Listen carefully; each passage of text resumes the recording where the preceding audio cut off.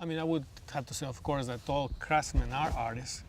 I think that there are differences in intent, like Anna was saying, and I think when you say a craftsman artist has a commitment to, not a commitment, but well, just a commitment to the material, mostly the material that they're working with. They have a very intimate relationship with that material. We use glass a lot, but we don't use the glass in an intimate way that somebody that uses it, works it almost every day in their lives. There is a knowledge of the material that is very deep, and there are certain things that only those people can make with that material for sure, and it takes that type of commitment in any medium. In the other hand, if you are committed to your self-expression and you do whatever it takes to get there from point A to point B, it might exclude a craft process. You might go directly to something else, you know, and at the same time, the more craft knowledge you have, it means the more language you have to express yourself, you know. So you think of, say, glass or other medium as sort of a means to your art rather than an end? Absolutely.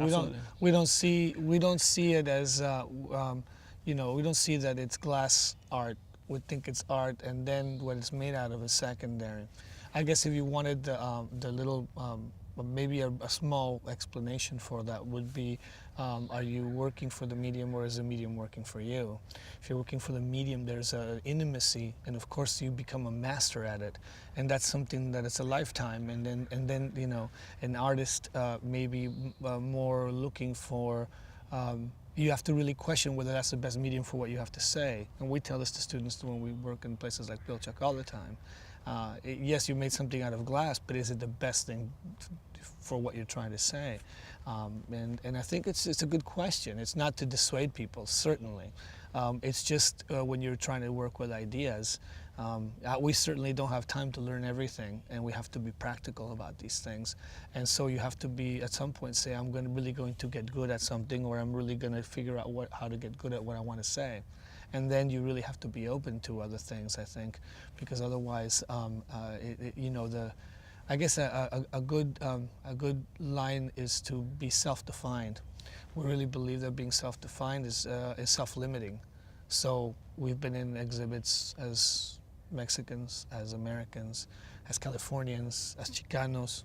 We don't really, or as glass artists, we don't really put these hats on ourselves, because we've learned that some people can consider us these things, but then I want to be able to do other things. And so does that mean I can't do video, that I can't do you know, whatever, performance art? Well, I hope I can, you know.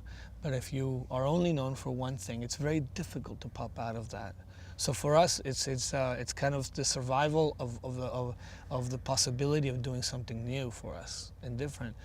We need that. So we don't mind people calling us all these names, but we really try to not call ourselves names in that sense.